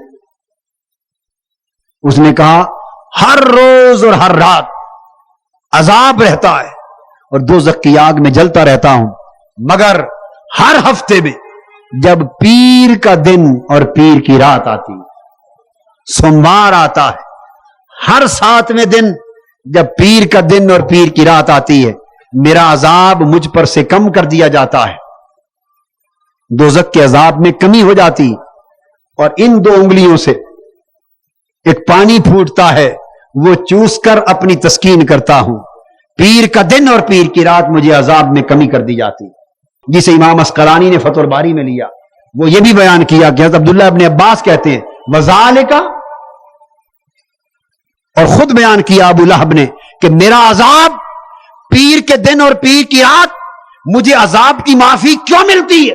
ابو لہب کہتا ہے بھائی عباس ذالک بے تاکیل سویبۃ عندما بشرتنی بولادت النبی صلی اللہ علیہ وآلہ وسلم، خدا کی قسم ہر ہفتے پیر کے دن اور پیر کی رات عذاب اس لیے اٹھایا جاتا ہے کہ میں نے لونڈی سویبہ کو آزاد کیا تھا جب اس نے محمد مصطفیٰ کی ولادت کی خبر سنائی تھی صلی اللہ علیہ وآلہ وسلم، صلی اللہ علیہ وسلم۔ اس نے چکے سویبہ نے ولادت مصطفیٰ کی خوشی سنائی تھی، اس خوشی میں میں نے آزاد کیا ان انگلیوں کے اشارے سے، رب نے اس کی آزادی پر اس کا عذاب بھی اٹھایا، اور مزید پختہ کرنے کے لیے جن انگلیوں کا اشارہ کیا تھا مصطفیٰ کی ولادت کی خوشی میں، انہی انگلیوں سے پرسکون پانی کی نہر جاری کر۔ اس پر امام ابن جوزی اور تمام محدثین، حتیٰ کہ تمام محدثین نے اس پر لکھا ہے، حتیٰ کہ شیخ عبد المحمد بن عبد الوہاب نجدی نے بھی لکھا ہے، حتیٰ کہ شیخ محمد بن عبد الوہاب بولیے نجدی نے بھی اپنی کتاب میں لکھا ہے ائمہ حدیث کے حوالے سے، اور وہ بھی لکھتا ہے دیگر محدثین کی طرح۔ وہ بیان کرتے ہیں یہ سارے لوگ کیا کہ جب ایک کافر جس کی مذمت اور شناعت اور جس پر لعنت آئی قرآن میں اور بددعا آئی قرآن میں، جب اس کافر نے بھی جو خوشی منائی ولادت مصطفیٰ پر، اللہ نے آخرت میں اس خوشی کا اجر بھی ضائع نہیں فرمایا۔ تو مسلمانوں، اگر اہل ایمان مصطفیٰ صلی اللہ علیہ وآلہ وسلم سے محبت کرتے ہوئے حضور کی ولادت باسعادت کی خوشی کریں گے، اہل ایمان کی خوشی میلاد مصطفیٰ کے اجر کیسے ضائع جائیں گے؟ ان پر اللہ کی نعمتیں ہوں گی، اللہ کی نعمتیں ہوں گی۔ اور پھر حضور علیہ الصلوۃ والسلام، ایک حدیث میں ہے، حضرت عبداللہ ابن عباس رضی اللہ تعالیٰ عنہ راوی، بلکہ ان کا بیان فرماتے ہیں کہ حضرت عبداللہ ابن عباس رضی اللہ کان یحدث ذات یوم وقائع ولادتہ صلی اللہ علیہ وآلہ وسلم فیستبشرون فیحمدون اللہ تعالی ویصلون علیہ الصلاۃ والسلام۔ حضرت عبداللہ ابن عباس رضی اللہ تعالیٰ عنہ ایک روز لوگوں کو جمع کر کے محفل میلاد منا رہے تھے۔ حضرت عبداللہ ابن عباس رضی اللہ تعالیٰ عنہ اور لوگوں کو جمع کر کے حضور علیہ السلام کا میلاد بیان فرما رہے تھے، وقائع ولادتہ صلی اللہ علیہ وسلم، حضور کی ولادت باسعادت کے واقعات میلاد بیان فرما رہے تھے، اور پھر اس پر خوش ہو رہے تھے لوگ، حضور کی ولادت باسعادت میلاد کا ذکر سن کر اس پر اللہ کا شکر بجا لا رہے تھے، اور حضور کے میلاد کے ذکر پر حضور پر صلاۃ و سلام پڑھ رہے تھے۔ فجاء النبی صلی اللہ علیہ وآلہ وسلم، اس طرح حضور علیہ السلام تشریف لے آئے، آپ کے زمانے کی بات، آپ نے سنا، خوش ہوئے، اور خوش ہو کے فرمایا اے عبداللہ ابن عباس اور سب لوگوں کو جو بیٹھے ہو، حلت لکم شفاعتی، تم نے میرے میلاد کا ذکر سنا، خوش ہوئے، مجھ پر صلاۃ و سلام پڑھا، تمہارے لیے میری شفاعت واجب ہو گئی، میری شفاعت واجب ہو گئی۔ پھر حضرت ابو الدرداء رضی اللہ تعالیٰ عنہ روایت کرتے ہیں کہ ہم حضرت عامر بن عقبہ کے گھر کی طرف گئے، کنت خرجت مع النبی صلی اللہ علیہ وسلم الى بیت عامر بن عقبہ فکان یعلم لابنائه وعشیرته وقائع ولادته صلی اللہ علیہ وآلہ وسلم، اور وہ اپنے اہل خاندان کو، بچوں کو، رشتہ داروں کو، متعلقین کو جمع کر کے ان کے سامنے وہ صحابی حضور علیہ السلام کا میلاد بیان کر رہے تھے، خوش ہو رہے تھے۔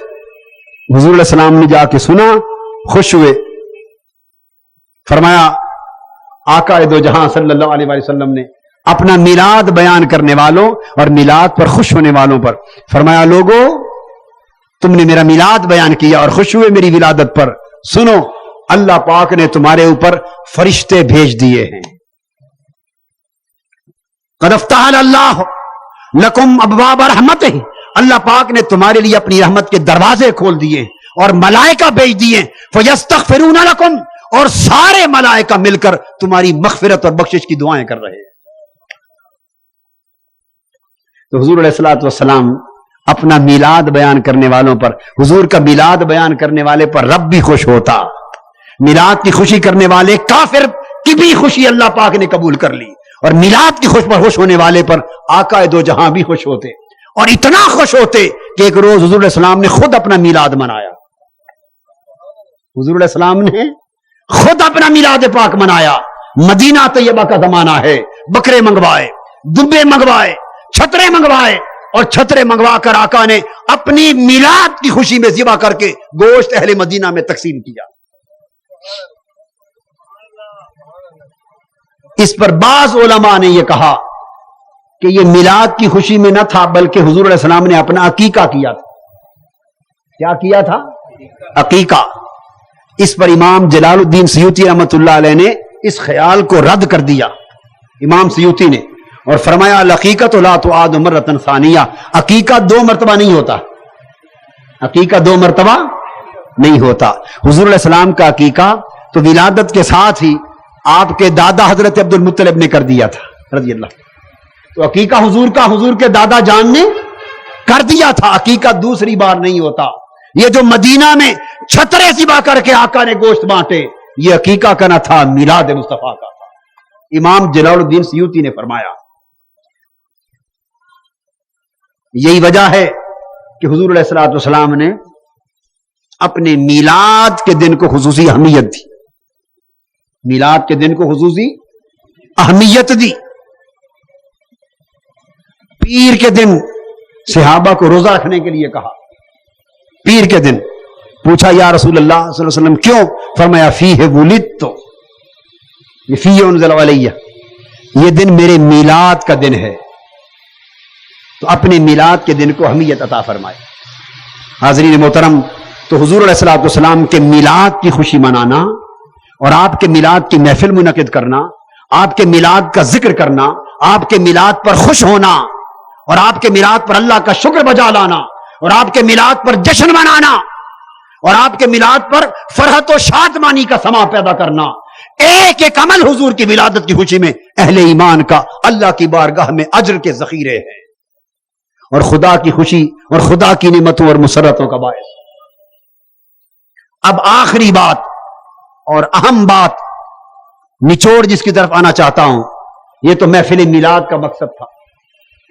اب آئیے یہ پوچھنا چاہیں گے کہ میلاد ہوا کیوں؟ یہ نہیں پوچھنا چاہیں گے ولادت ہوئی کیوں، ولادت مصطفیٰ صلی اللہ علیہ وسلم کا مقصد کیا تھا، اس کائنات میں حضور علیہ السلام کو بھیجنے کا مقصد کیا تھا، عالم انسانیت میں حضور علیہ السلام کی بعثت اور تشریف آوری کا مقصد کیا تھا. یہ مقصد اپنی طرف سے فیصلہ کرنا چاہیں گے یا قرآن کا فیصلہ مانیں گے؟ سوچ لیں. اگر اپنی طرف فیصلہ کر لیں تو پابندی نہیں ہوگی، مرضی مانے مرضی نہ مانے. اگر فیصلہ حضور علیہ السلام کی تشریف آوری اور ولادت و بعثت کا قرآن سے لیں گے کہ کیوں تشریف لائے، قرآن کا مقصد منہ مانگیں گے تو پھر پیچھے ہٹ نہیں سکیں گے. فیصلہ کر لیں، قرآن سے مقصد بتاؤں یا اپنے پاس سے آپ بتانا چاہتے ہیں؟ اگر قرآن کا مقصد بیان ہو جائے تو پھر اس مقصد کو پورا کرنے کے لیے اٹھ کھڑے ہوں گے یا بھاگ جائیں گے؟ کئی یہ کہیں جی ہم تو صرف سننے والے ہیں، ماننے والے تو نہیں. ہماری شان تو فقط سننا ہے. ہماری شان مبارک کیا ہے؟ فقط سننا. ماننے والے تو یہ بیٹھے ہیں، بس یہ جو پیچھے بیٹھے ہیں سٹیج پر، ہم تو سننے والے ہیں، سننی ہے، سننے والے. خالی سننے کا شوق ہے مقصد قرآن یا ماننا بھی ہے؟ جو صرف سننا چاہتے ہیں اور ماننے تک نہیں آتے، ذرا وہ ہاتھ کھڑا کریں. اور جو مقصد حضور علیہ السلام کی ولادت کا، میلاد کا سن کر آج مان جائیں گے اور زندگی میں عہد کر لیں گے کہ مولا جو مقصد تیرے حبیب کی تشریف آوری کا ہے. ہمارے جینے مرنے کا مقصد بھی آج کے بعد یہی ہوگا. مقصد سن لیں آقا کی ولادت کا. قرآن مجید کا فرمان, حضور علیہ السلام کا میلاد کیوں ہوا, آقا کی بعثت کیوں ہوئی, آقا کی تشریف آوری کیوں ہوئی. فرمایا هو الذی ارسل رسولہ بالہدی ودین الحق لیظہرہ علی الدین کلہ ولو کرہ المشرکون.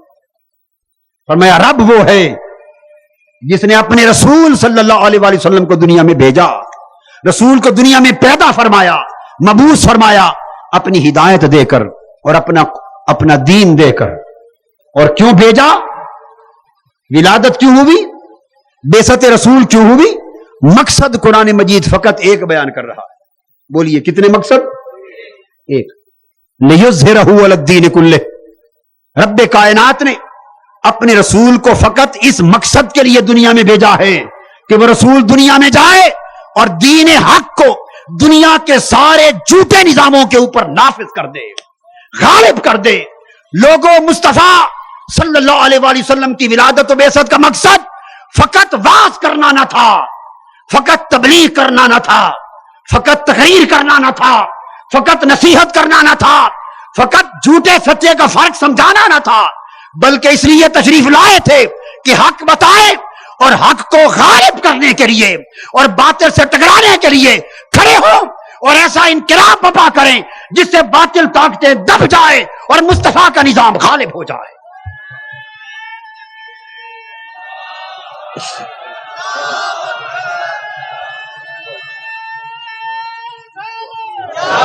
یہ تھا مقصد بعثت مصطفیٰ, یہ تھا مقصد ولادت مصطفیٰ.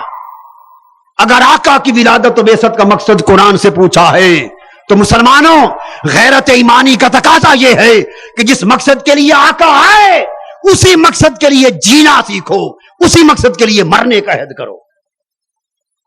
اور وہ مقصد کیا تھا؟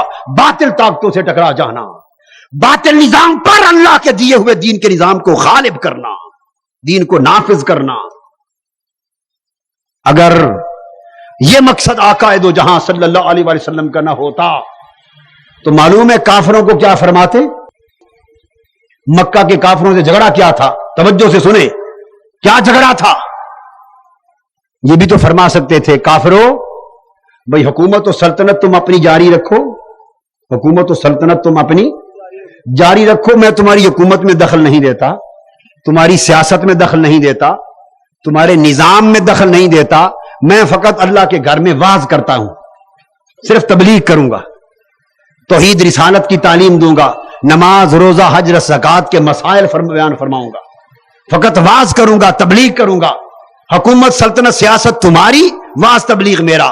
اگر آقا دو جہاں یہ اعلان فرما دیتے کہ کافروں تمہاری حکومت کو مجھ سے کوئی خطرہ نہیں, تمہاری سلطنت اور سیاست کو مجھ سے کوئی خطرہ نہیں, تمہارے کام میں میرا کوئی دخل نہیں, میرا کام فقط واعظ کرنا, تبلیغ کرنا, تقریر کرنا, نصیحت کرنا, تو بولیے کافروں سے جنگ ہوتی, مدینہ کی ہجرت ہوتی, بدر کا غزوہ ہوتا, احد میں میرے آقا کے رخسار زخمی ہوتے, دندان مصطفیٰ شہید ہوتے, صحابہ قربان ہوتے, وطن چھوٹتے, قربانیاں ہوتی, مکہ فتح ہوتا, کچھ بھی نہ ہوتا, اور دین پوری دنیا کا نظام بھی نہ ہوتا.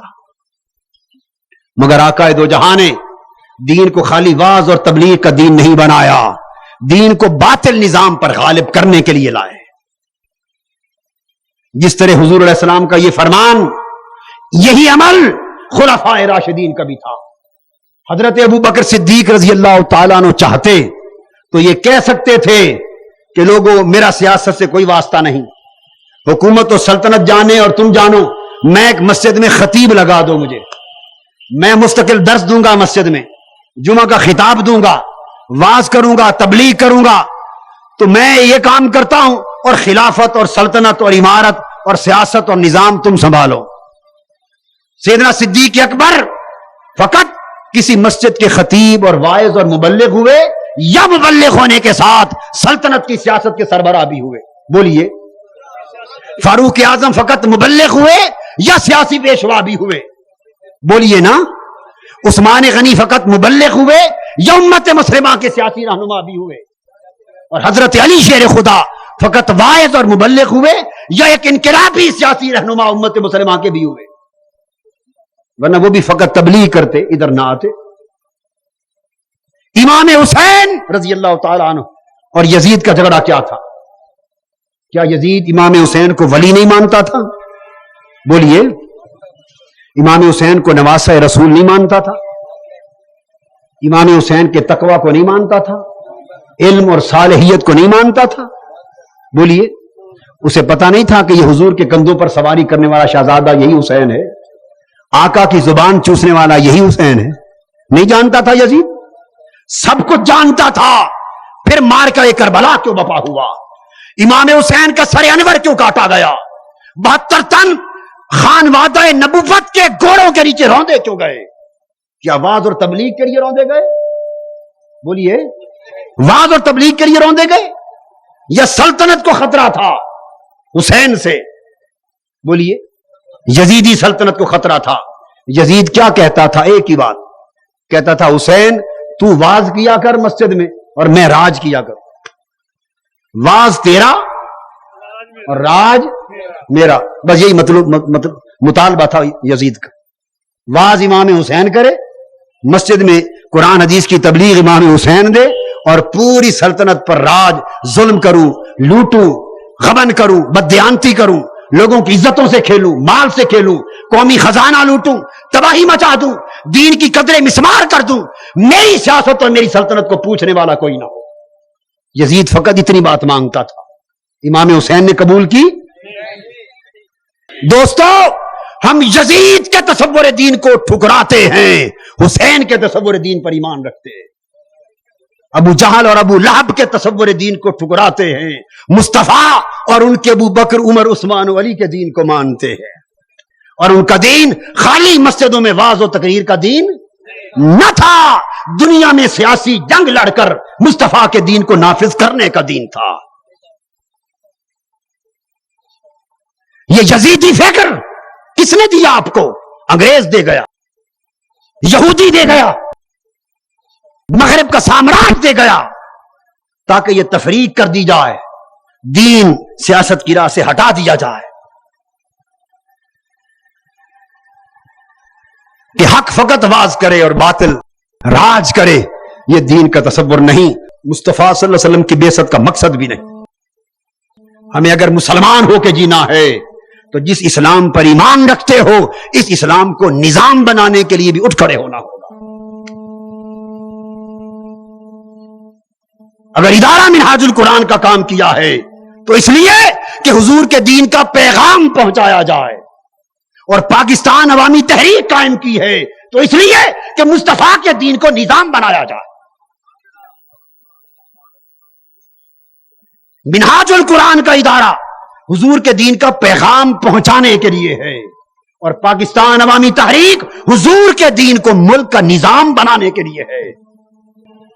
شعر پڑھنے کے لیے اچھے لگتے ہیں، جدا ہو دی سیاست سے تو رہ جاتی ہے چنگیزی، سر دھنتے ہیں۔ جب عمل میں آتا ہے مصطفیٰ کے دین کا معاملہ اور باتیں سے ٹکرانے کا وقت آتا ہے، پھر ہاتھ چومنے والے بھی کہتے ہیں جی بس وہ ہاتھ چومنے تک تو اچھا تھا۔ یہ قوم دعائیں کروانے والی قوم، یہ فقط زیارتیں کرنے والی قوم، یہ فقط دعائیں کروانے والی، زیارتیں کرنے والی اور قطاروں میں لگ کر ہاتھ چومنے والی قوم کربلا تک جانے کو تیار نہیں ہے۔ امام حسین جب تک امام مدینہ تھے، امام مدینہ تھے، ساری کائنات قدموں کے تلوے بھی چومتی تھی، ان کے گرد کے ذروں کا سرما بناتے تھے سارے لوگ۔ امام مدینہ تھے، لاکھوں لوگ پیچھے تھے، اور وہی حسین جب امام کربلا بنا صرف 72 تن ساتھ تھے، ہاتھ چومنے تک لاکھوں ساتھ تھے، ہاتھ چومنے تک لاکھوں ساتھ تھے، گردن کٹانے کے وقت فقط 72 ساتھ تھے۔ اگر امام حسین نے لاکھ کی بجائے 72 آنے کا فکر نہیں کیا تو مومن وہ ہے جو نہ لاکھ کو دیکھے نہ 72 کو دیکھے، وہ مصطفیٰ کے دین کے لیے جیے، مصطفیٰ کے دین کے لیے مرے، اور اس وقت تک چین سے نہ بیٹھے جب باطل طاقتوں سے ٹکرا کر دین حق کو غالب نہ کر دیا جائے۔ یہ ہے مقصد بعثت مصطفیٰ، مقصد بعثت مصطفیٰ دین سے ہمارے پیغام سے پیار کرنا ہے تو منہاج القرآن اور پاکستان عوامی تحریک تنظیمیں بے شک الگ الگ ہیں، تنظیمیں بے شک الگ الگ ہیں، مگر مصطفیٰ کے دین کی خدمت کے دو طریقے ہیں، ان میں فرق نہ کریں۔ ادھوری وفاداری اچھی نہیں ہوتی، ادھوری وفاداری اچھی نہیں ہوتی۔